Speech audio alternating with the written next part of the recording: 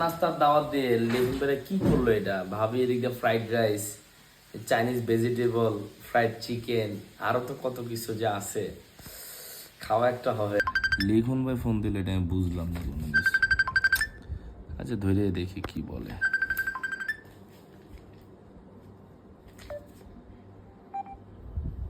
ভাই আসসালামু আলাইকুম। ওয়ালাইকুম আসসালাম, কি খবর? এই তো ভাই, কেমন আছেন? এই তো আলহামদুলিল্লাহ। কি করতেছেন? শুয়ে রয়েছি ভাই। আরে চলে আসেন, আমার বাসায় চলে আসেন আজকে। দৌড়ো ভাই, কি যে কন না আপনি, কই আছেন আপনি আরে ভাই? এটা কোনো কথা কন? স্পেশাল জিনিস রেডি করতেছি। না ভাই, এত স্পেশাল লাগতো না ভাই, বাইরে ঠান্ডা আছে ভালো। আরে ঠান্ডা গরম করে দিব না, গরম গরম জিনিস পাইলে। জানেন এই দাওয়াতটা দিয়া পুরা লোভটা লাগাই দিতেছেন আপনি আমারে।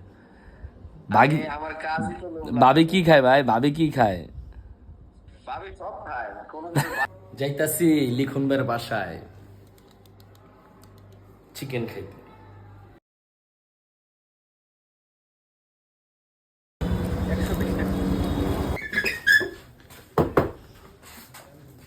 আসসালামু আলাইকুম আঙ্কেল। ভালো আছেন? আঙ্কেল ভালো আছেন?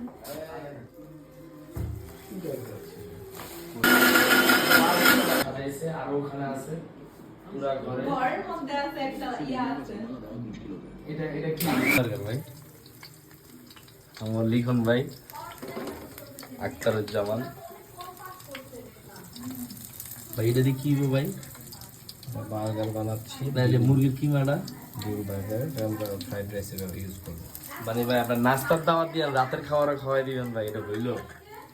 এটাই নিয়ম, দুনিয়াদারি এটাই নিয়ম।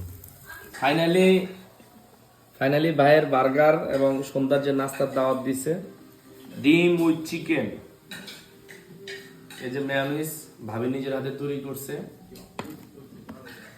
ঠিক আছে এবার খাওয়া শুরু করি, বিসমিল্লাহ। কি রে ভাই? ভাবি আসবো না, মানুষটাই খাই, খাওয়া শুরু করে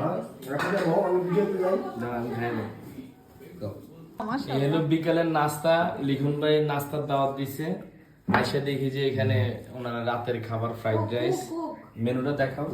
দেখাইছে। Fried rice, Chinese vegetable, fried chicken.